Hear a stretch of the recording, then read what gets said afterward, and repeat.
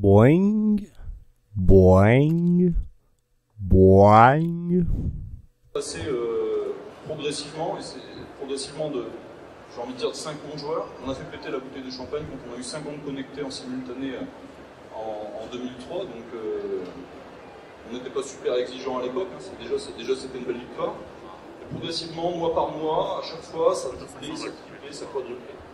Et on a fini au bout un an de temps à avoir un peu plus de 100 000 joueurs. Et tout ça, sans marketing, sans aucun frais marketing, juste, et donc je vous remercie encore pour ça, ceux de la première heure, juste sur le bouche à oreille et l'envie que les premiers avaient de faire connaître ce projet à d'autres.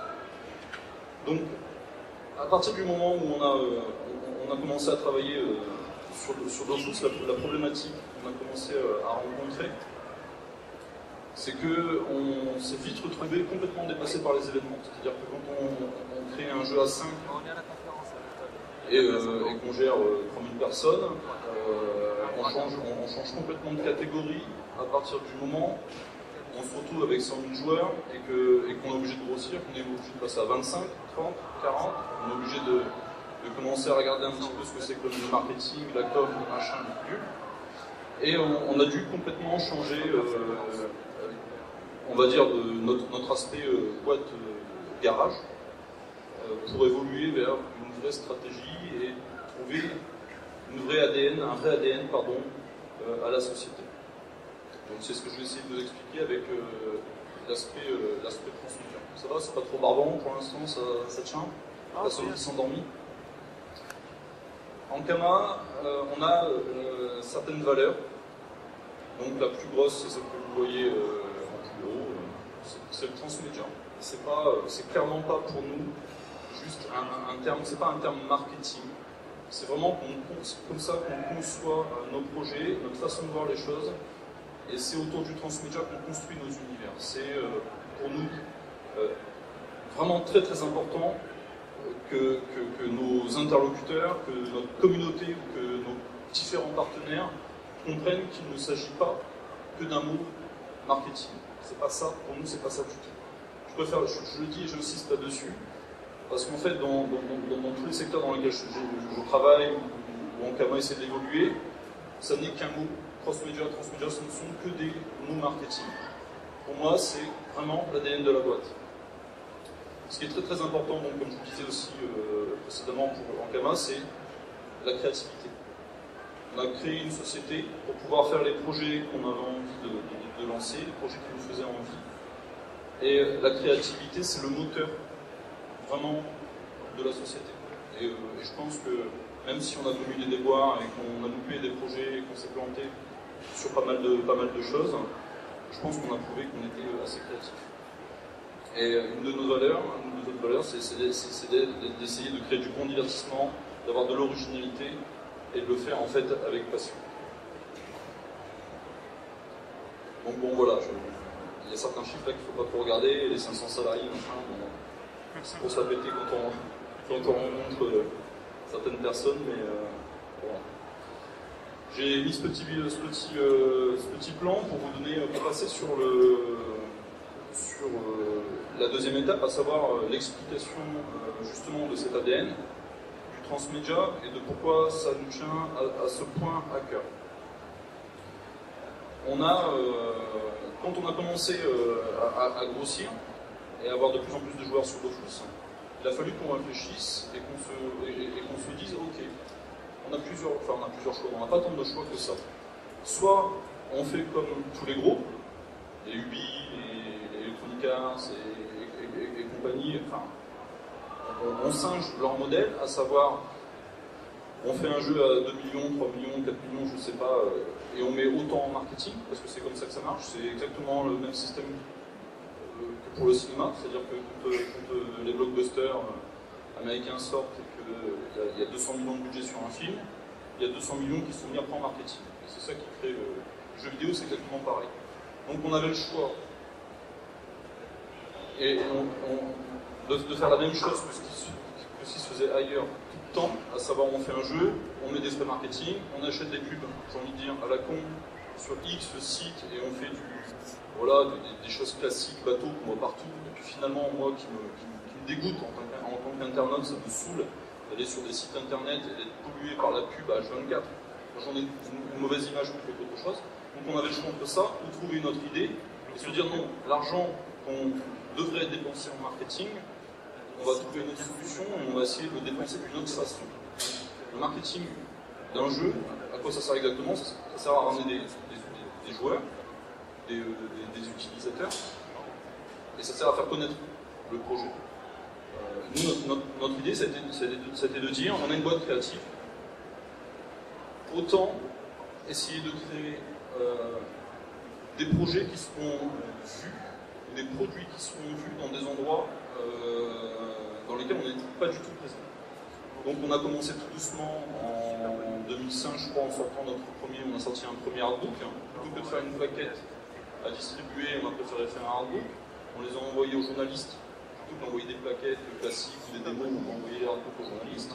Les journalistes les recevaient. Ils trouvaient ça sympa parce que c'était un bon bouquin dans les mains. On en a profité pour les mettre en vente. On a gagné un petit peu d'argent, rien de fabuleux, mais on a gagné un petit peu d'argent. Là où en fait, en marketing, ça aurait été une perte sèche, là-dessus on a fait un peu de bénéfice. On a suivi progressivement l'édition. On a lancé les mangas, pour ceux qui ont suivi un petit peu, plusieurs bandes dessinées. Et un morceau beaucoup plus gros, le dessin animé. La série, on a commencé par la série Wakfu. Ceux qui entre nous étaient une belle connerie, on aurait dû commencer par la série Dofus. Parce que vu que Wakfu a eu quelques années de retard, la série s'est terminée avant le jeu. Donc bon, ça c'était l'erreur stratégique.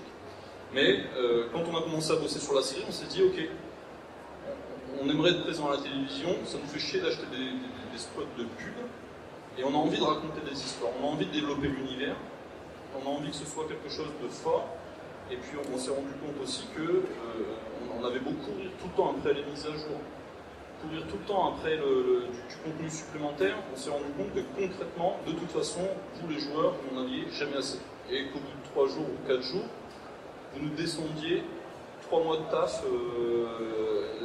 3 mois de boulot intensif. Donc on s'est dit, ok, bon, il y a le jeu, il faut aussi qu'on leur permette d'explorer vraiment l'univers. Et puis nous, c'est une volonté créative aussi qu'on avait, ça rejoint ce que je vous disais au début, on est vraiment une société de créatifs, on avait vraiment envie de le faire. Et on s'est dit notre technique, enfin notre projet, c'est de faire la série. Cette série, on va s'amuser à la faire, ça va faire plaisir aux fans, et ça va nous faire de la promo pour le jeu. Donc la série télé, c'est pour nous un magnifique bac à sable, surtout que le partenariat qu'on a eu avec France 3 a été particulièrement magique, dans le sens où ils nous ont laissé beaucoup de liberté, ce qui se voit. Je pense que vous avez dû le ressentir parce qu'il y a des scènes qu'on voit dans Wakfu qu'on verra, je pense, plus jamais sur la télévision française. Et ils nous ont laissé beaucoup de liberté, ils y ont cru. Et en fait, on a créé cette série dont je suis très content. Et ça nous a permis de booster l'intérêt aussi que les joueurs avaient pour l'univers, pour le jeu, et ça nous a permis aussi d'ancrer l'univers du Cosmos comme quelque chose de fort, et pas seulement une mode ou une passade. Dofus a maintenant 8 ans, et il va faire sa meilleure année cette année. Donc on a eu une crise avec Dofus 2, pour ceux qui l'ont vécu avec nous, ceux qui sont partis, qui sont revenus maintenant. On a eu une belle crise où on a fait notre pire année, l'année où on a sorti Dofus 2, donc c'était 2.0, donc c'était un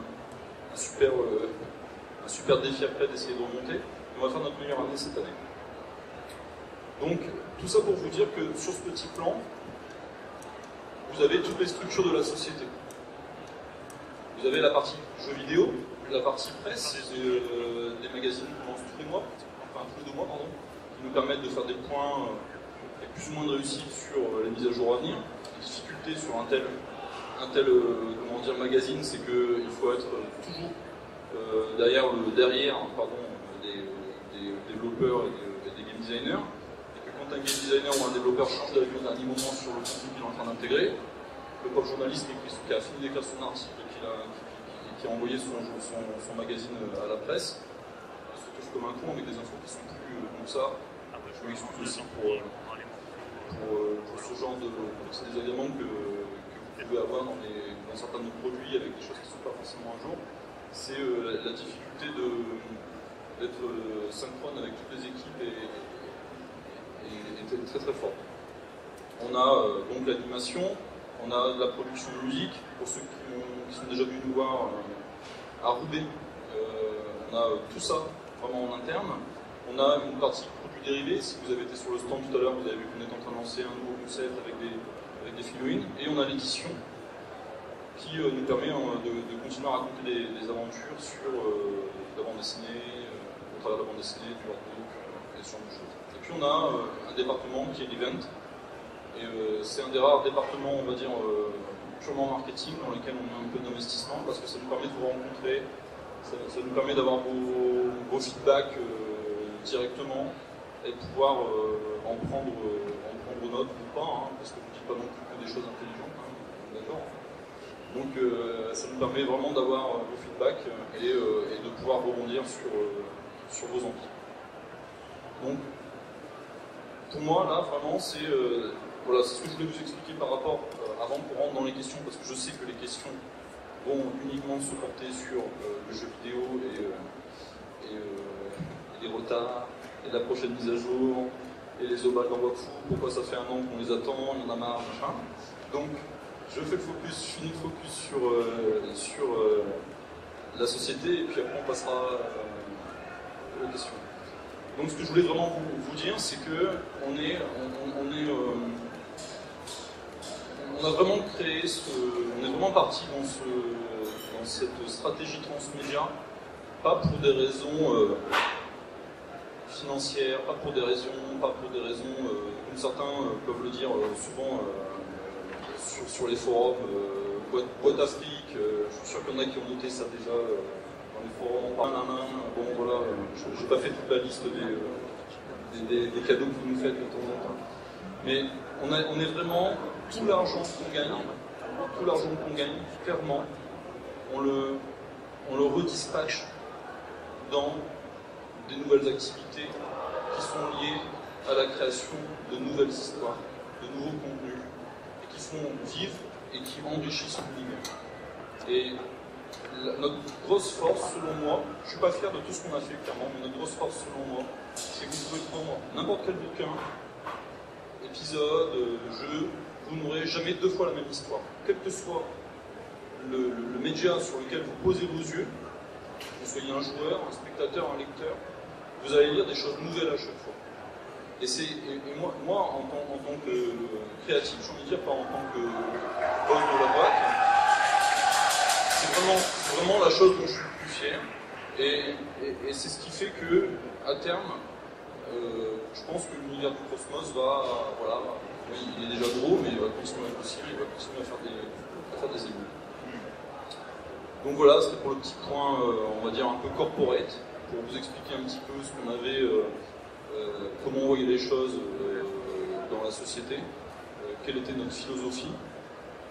Maintenant, on peut passer aux questions qui fâchent, ou pas. Si vous en avez, je sais pas.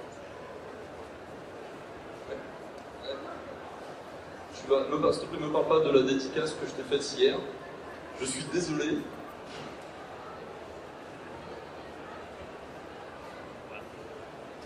Pourquoi les hélianthropes cachent leurs ailes? Parce que tu veux une réponse background ou tu veux une réponse honnête? Les deux, hein. Bon, alors la réponse honnête, c'est en premier, c'est que quand on a commencé à... On ne savait pas ce qu'il y avait sous les ailes. Quand on a commencé à y réfléchir, on voulait mettre quelque chose. À la base, c'était des cornes.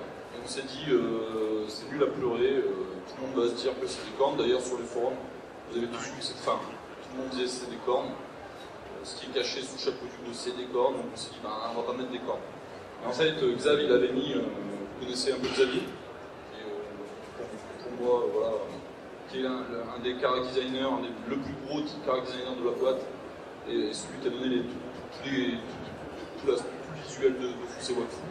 Il avait fait un petit croquis n'importe comment sur le coin d'une table. En fait, il avait mis des vieilles ailes à Yugo, mais des ailes organiques, pas des ailes de Wakfu. Et puis c'était tout chiffonné, je suis tombé dessus, je lui fais mais mec, c'est génial ça. Il me fait non, c'est une connerie, j'ai fait ça comme ça. Je fais non, mais vas-y, c'est génial. Et du coup, voilà comment Yugo s'est retrouvé avec des drôles d'ailes sur le haut du crâne. Et voilà.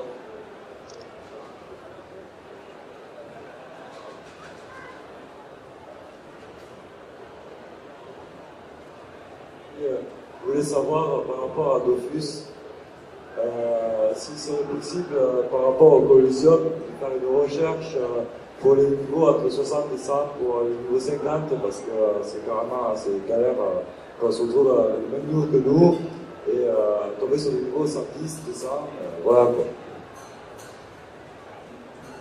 Bon, pour être clair, moi je suis plus trop sur Dofus. Donc je vais te dire, pour l'équipe, ils m'en remercieront plus tard, tout est possible. Tout est toujours possible. C'est juste une question d'équilibre et de priorité en fait. Donc, t'as Bill est sur le stand, tu vas le voir de ma part. S'il y en a un qui est capable de faire ça, enfin, c'est lui, c'est le lead technique. Donc, si tu sais lui en toucher un mot, c'est l'interlocuteur idéal pour ce genre de fonctionnalité. Et puis n'hésite pas à lui dire que tu viens de ma part, c'est le fort plaisir. N'hésite pas à le galérer aussi, il aime bien qu'on galère.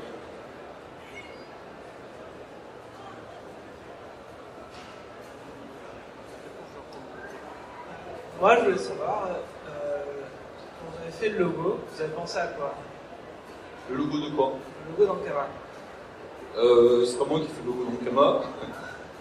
Je l'ai validé. Il y avait le côté un peu Space Invader à l'époque. Je me souviens que c'était. On voulait une référence vidéoludique un peu vintage, un peu old school.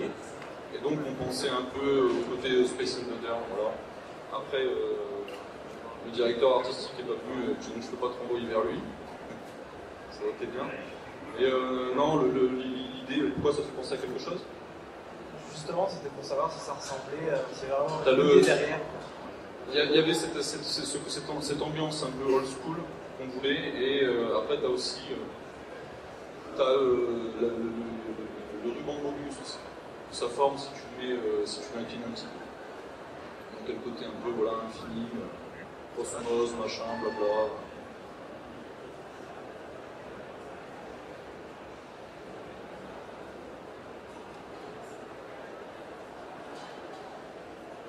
Bonjour, moi je voulais savoir, parce que vous parlez de studio à Lyon et à Tokyo, mais je voulais savoir ce qu'il fait. Je voulais savoir ce qu'on y fait. Ouais. Alors, en fait, à Lyon, on a oui, c'est Boris qui était un des premiers développeurs sur Dofus, qui avait envie d'aller s'installer là-bas et voulait travailler dans la partie smartphone, qui voulait créer des jeux sur mobile. Donc c'est à Lyon, ils sont 4, hein, c'est un petit studio. Donc c'est eux qui travaillent sur Dofus Battle et un autre truc, je sais plus quoi. Et je sais plus. Je me renseignerai. Et à Tokyo, l'objectif du bâtiment, donc on s'est installé là-bas, et l'objectif de Ankama Japan, c'était d'essayer de commencer à booster un peu l'international, de se faire connaître un peu ailleurs. On s'est dit comme base d'opération, comme QG pour l'international, pour l'Asie, Tokyo c'était l'idéal, dans le sens où les Japonais sont très très forts en création d'univers, très très forts en cross-média, en échange, en création d'idées, très forts en animation. Et en fait, ce qui est produit en Corée rayonne beaucoup sur la Chine, sur la Corée. Non, pardon, ce qui est produit au Japon rayonne beaucoup sur les pays asiatiques. Donc pour nous, c'était un QG pour essayer d'expérimenter un peu d'anime, lancer Dofus, et peut-être l'année prochaine lancer Wakfu en japonais. Bon, ils sont 500, je crois, ou 600 abonnés au Japon. Donc c'est pas très rentable pour l'instant, mais compte sur moi, on va essayer de travailler ça.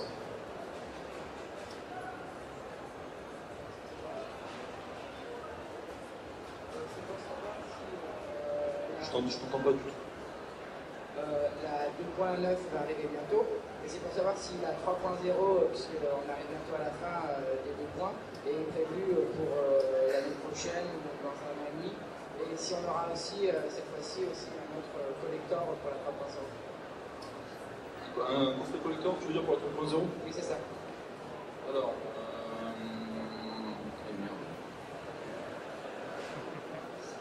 eh bien, oui. Non, sur la 3.0, je ne sais pas ce qu'il en est. En fait, on a un planning, d'ailleurs qui va être bientôt partagé avec vous, ce qu'on a fait sur Wakfu. On a commencé à mettre énormément d'idées en place, de nouvelles mises à jour et de nouveaux contenus. Donc on a beaucoup d'idées, on essaye de les mettre en ordre. On ne sait pas exactement quand va arriver la 3.0, mais je vous promets qu'on ne changera pas les graphismes.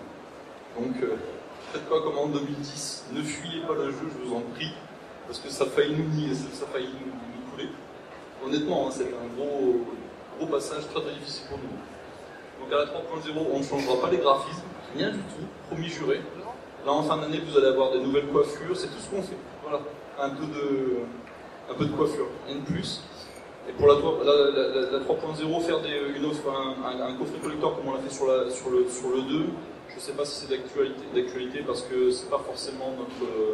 On y réfléchit à ce genre de choses, mais on préfère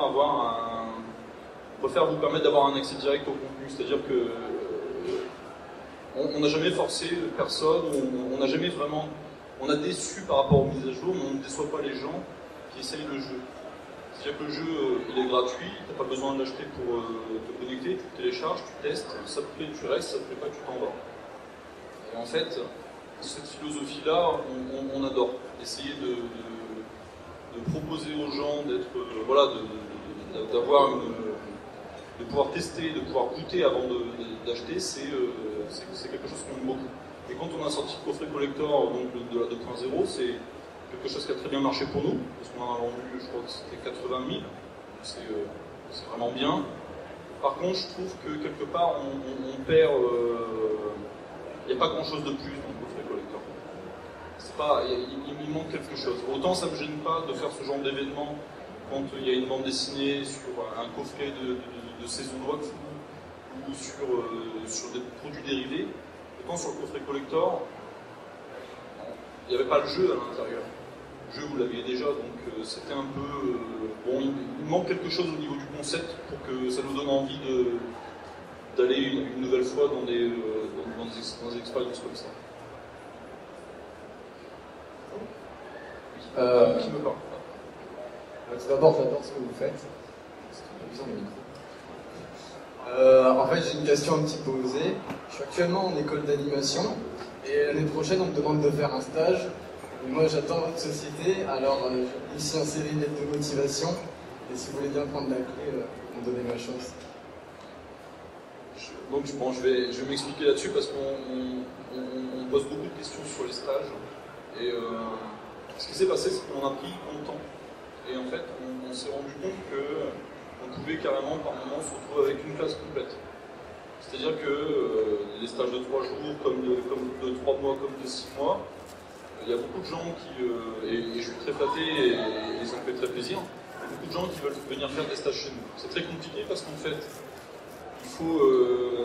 ce qu'il faut voir, c'est qu'on a beau être nombreux, on reste quand même une grosse bande de geeks et on est vraiment focus sur les ordis, on a du mal déjà à s'occuper de nous, d'aller se nourrir, et être responsable d'un stagiaire et de bien s'en occuper, ça nous demande beaucoup de boulot.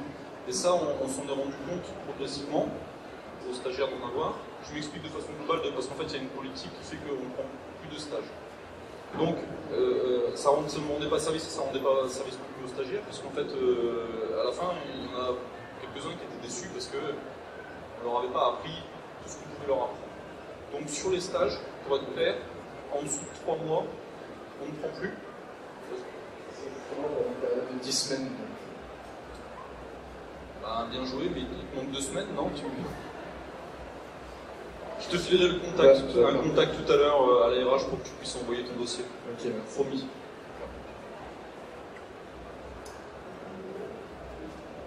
Bon, ben, moi, je suis content d'être venu là, parce que je suis un joueur de la première heure. Bon, c'est vrai que la 2.0, moi, j'étais un peu déçu, mais ça, obligé de me rattraper. Donc ça, bravo. Moi, je voulais, pour changer, je voulais parler des mangas de Fous.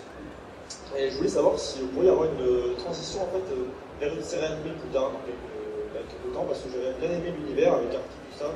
Et je voulais savoir si c'est possible. Je peux te répondre rapidement, impossible. Impossible. Si tu lis Manga Dofus, ça rôde, ça pète, ça vomit, tout y passe. À la télévision, j'ai pas une page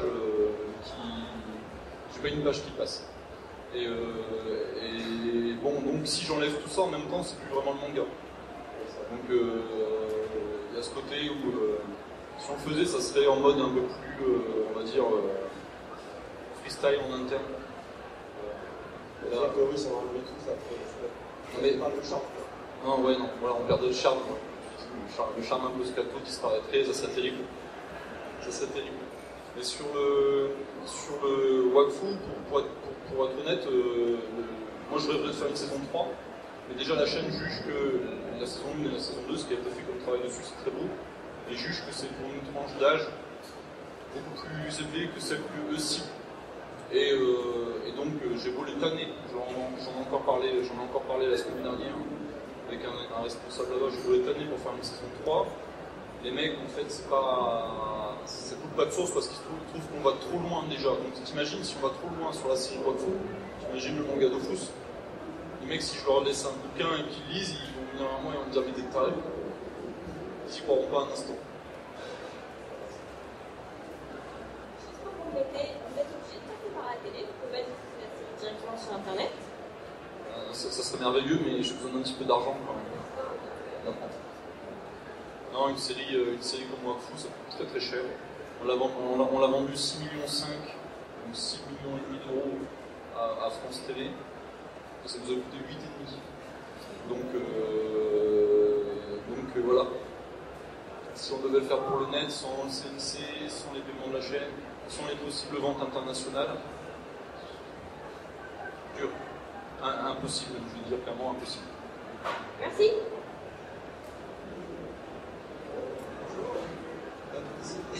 Hello. C'est moi. Alors moi j'ai un problème depuis 6 ans que je suis sur les univers en Kama.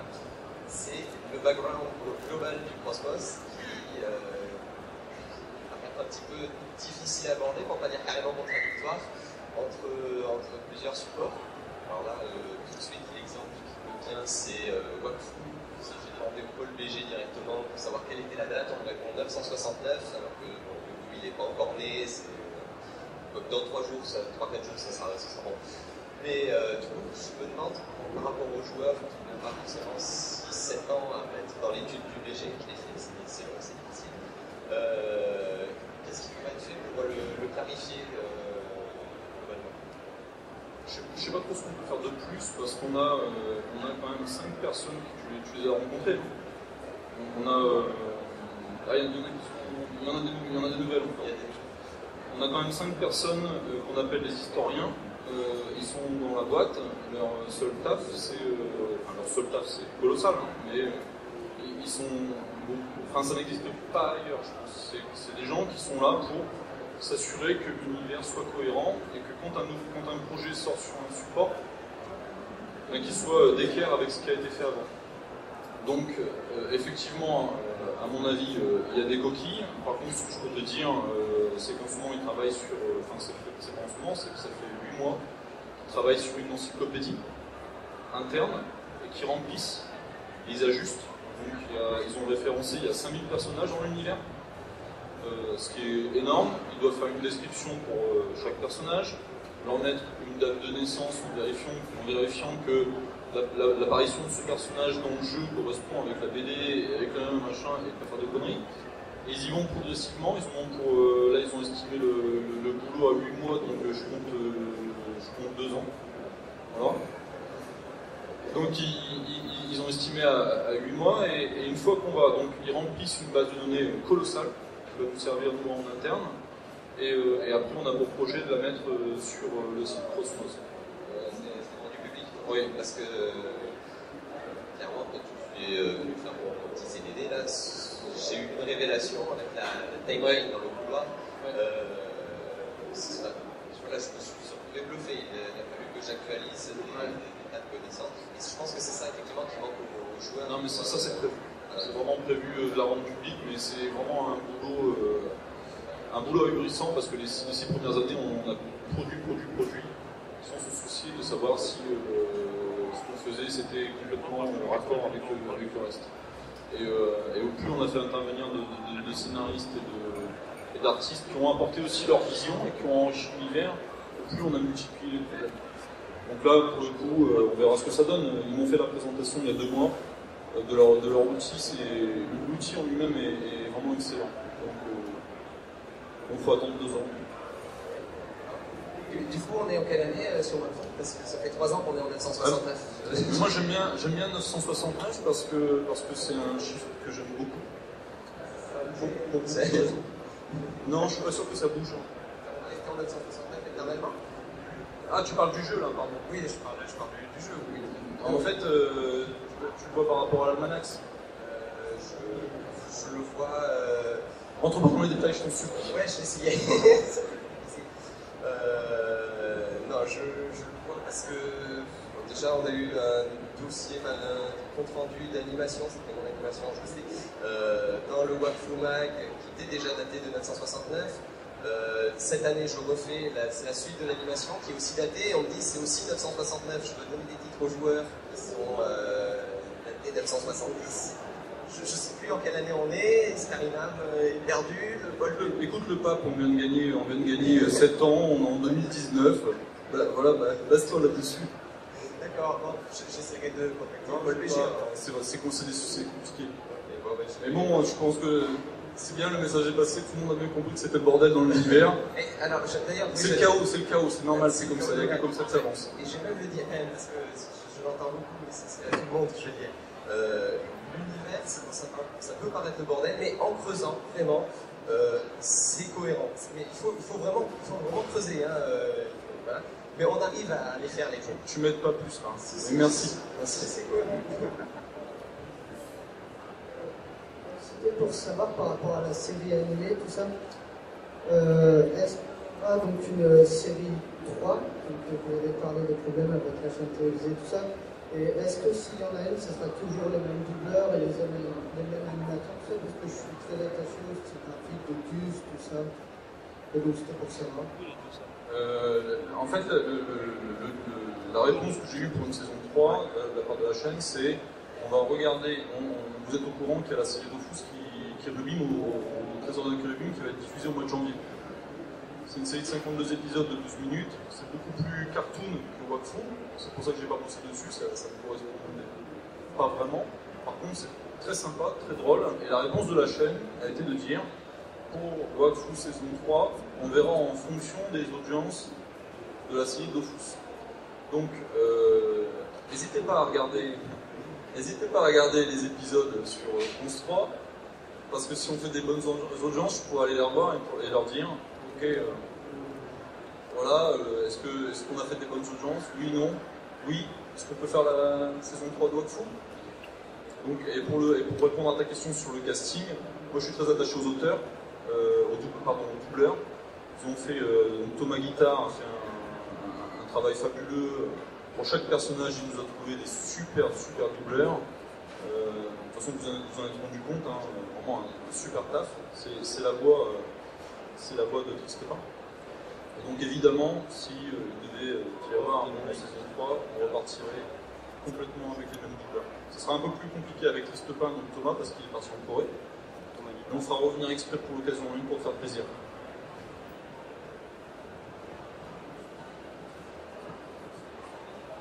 Moi j'ai une question, j'ai plusieurs questions à vous poser. Mais déjà la première, ce serait, vous aviez parlé à un moment d'une série Maliki. Et est-ce que c'est toujours d'actualité ou c'est juste une idée en l'air comme ça va concrétiser? ça n'a pas été du tout qu'une idée en l'air, parce qu'on a fait un épisode complet. Donc on a un épisode de 12 minutes. Je me souviens plus si on l'a mis à disposition sur le net. Oui, tu l'as vu?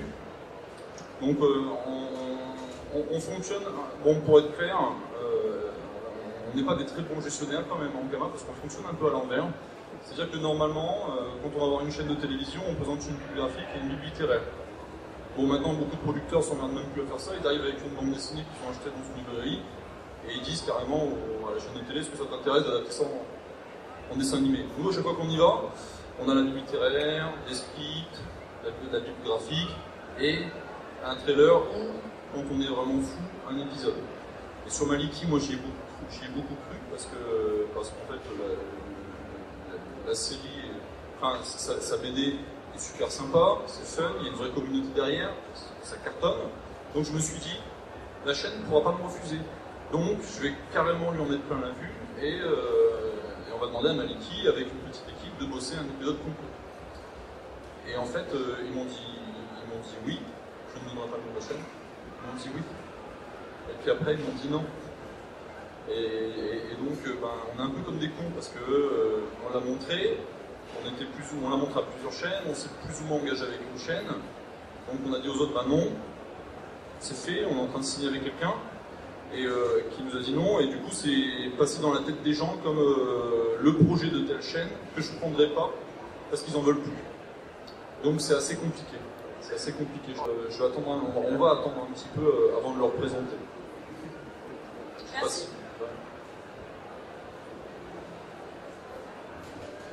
Je voulais savoir pourquoi vous êtes un peu les seuls à être réellement transmédia dans les sociétés de production. Parce qu'il y a d'autres grandes sociétés de production en France, vous êtes un peu les seuls à faire ça. La réponse est très simple, c'est parce que ça coûte du pognon. Et du coup, quand tu es un vrai financier ou un vrai bon gestionnaire d'entreprise, tu te dis, j'ai un jeu qui me fait gagner tant tous les mois, qu'est-ce que je vais aller m'emmerder à faire d'autres trucs à côté qui vont être compliqués, qui vont me coûter cher, qui vont m'alourdir, qui vont me faire prendre des risques. La réflexion elle est aussi simple que ça. Maintenant, ça m'emmerde un peu parce que je sers de la pub à des concurrents, mais maintenant Ubisoft, j'ai remarqué qu'ils étaient à fond là-dedans, et qu'ils étaient en train de mettre en place des concepts vraiment intéressants. Je ne vais pas citer les jeux parce qu'il ne faut quand même pas déconner, mais j'ai l'impression qu'Ubi se lance vraiment là-dedans, et en tout cas j'ai vu des belles choses. Donc apparemment là, on va plus vraiment être les seuls. Vous avez annoncé il y a 2 ans un film Dofus et un film Wakfu. Où est-ce que ça en est? Ça en est que le film Dofus est terminé à l'écriture. Enfin, la V1 est terminée à l'écriture parce qu'il y a plein de versions différentes. Et en fait, on va lancer la production dès la fin de la série Cherubim. Donc on finit Cherubim au Trésor de Cherubim au mois de juillet. Jusqu'au mois de juillet, là, dès maintenant, on travaille sur la pré-production du long métrage de Dofus. On a la pré-production, ça concerne l'histoire, donc le script, l'écriture, le caractère design, donc les personnages, le design des personnages, les décors, le storyboard. En fait, on doit avoir tout ça pour l'été prochain. Une fois que les équipes ont terminé la série Cherubim, elles envoient tout de suite sur le long métrage. On a prévu une sortie pour deuxième semestre 2015 pour le film Dofus.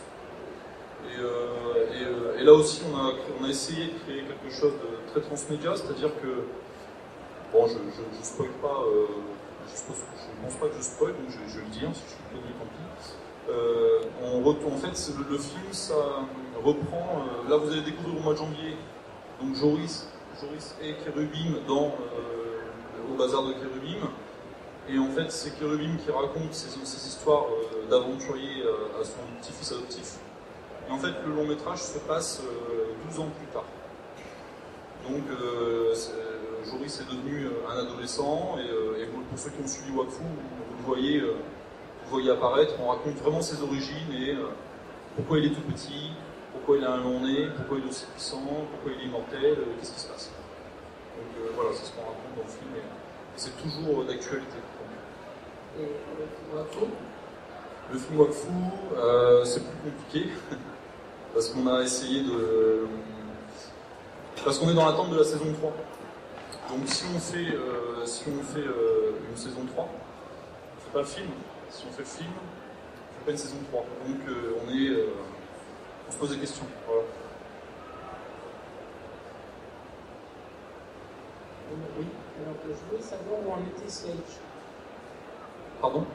Je voulais savoir où en était Slade. Ah bah Slade, il a été coupé. Il a été, je pense que tu le sais, c'est une question piège ça. Donc il a été arrêté pour la simple et bonne raison que des fois il faut arrêter. Le jeu est beau, les animes étaient excellentes, le concept, il y avait vraiment de quoi faire. Le problème c'est que quand tu as une équipe qui est en roue libre et qui en fait à chaque nouvelle deadline il y a du retard qui est pris, ils avancent pas, c'est le retard qui est pris, et quand tu constates que là où le jeu devrait sortir, on a 2 donjons, et qu'il faudrait remettre 1 million d'euros sur la table pour refaire le pari, sans être sûr que même avec ce million d'euros, on finisse.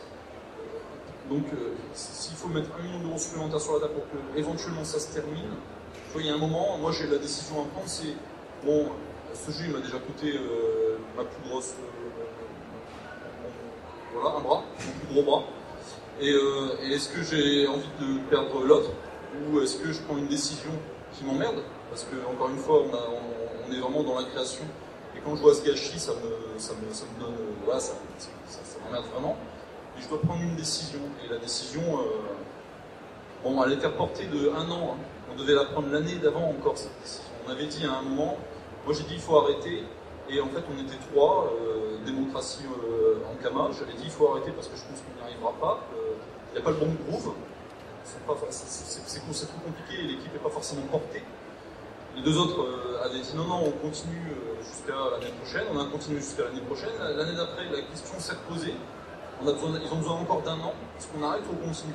Moi, je me suis dit bon, vous connaissez mon avis. Et là, bon, voilà, on s'est mis d'accord, il fallait arrêter. Mais je suis le premier, à être déçu, vraiment. Parce que, en plus, il y a des choses que vous n'avez pas vues, il y a vraiment une super ambiance. Mais il y a un moment, bon, faut arrêter les frais. Et je sais qu'il y a beaucoup de fans qui ont été très très déçus. J'ai vu les forums, forcément, les coups de gueule et tout ça, je les comprends, c'est pour ça que je ne suis pas intervenu. C'est pour ça que j'ai rien dit, c'est que c'est normal. Et bon, voilà, je suis désolé pour l'arrêt de ce projet. Mais c'était une décision difficile, mais il n'y avait pas le choix.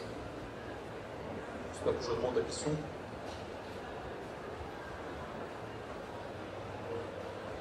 La dernière question, s'il vous plaît. Ok. Alors moi, c'est une question. Tout à l'heure, vous avez parlé du développement à Lyon sur mobile. Et je veux savoir, en gros, qu'est-ce qui se passe maintenant qu'il y a des 1 et 2 qui sont sortis. Est-ce qu'on va avoir des applications qui vont vraiment interagir avec les jeux, que ce soit fou, vraiment pour... Qu'est-ce qui se passe en gros? Est-ce que ça travaille encore là-bas? Oui, ça travaille encore là-bas. Là, ils sont en train de faire des petites expériences par rapport aux jeux fines. Et en fait, moi j'ai Bon, je suis un vrai geek, hein, moi, donc toutes les tablettes, tout ce truc-là, je suis à fond. Dès qu'Apple ils sortent leur nouvelle connerie, je suis comme les gamins et je fonce dessus. Mon kiff, vraiment, ce serait d'avoir un portage de Dofus ou Wakfu sur iPad, par exemple. Donc on réfléchit depuis un bout de temps à comment on pourrait porter le jeu sur tablette, iPad ou autre, hein, tablette en général. Parce que je pense qu'on a un jeu qui est tactique. Et pour du tactile, c'est parfait parce que tour par tour comme ça, contrairement à un World of Warcraft ou à un autre jeu plus speed, où ce ne serait pas forcément évident en termes d'ergonomie, nous on a le jeu parfait pour un beau portage. Et jouer à Dofus dans son canapé sur une tablette, ça serait vraiment, je pense que ça serait vraiment utile. Je crois que c'était la dernière question, c'est ça? Bon voilà, je vous remercie beaucoup d'être venu.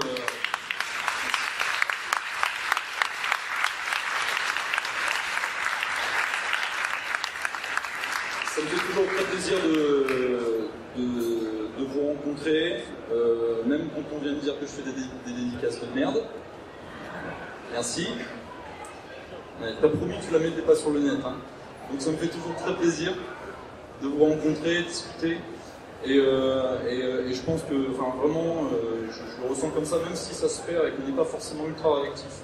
Sur les forums où vous avez la sensation, en tant que joueur, de ne plus être écouté, j'ai juste une dernière chose à dire, c'est que vous êtes incroyablement nombreux à jouer au jeu et on n'arrive juste pas à suivre.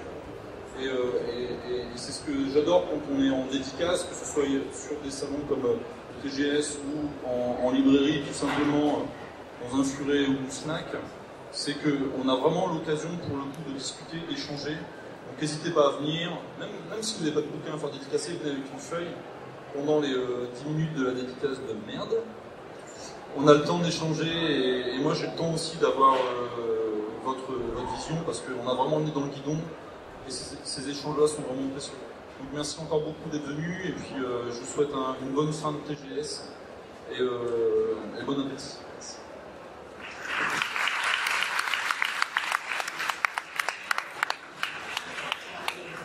Et donc vous regardez Geek sans modération. Geek sans modération. Sans modération. GSM. Geek sans modération. Énorme la blague du Jaffa qui crée.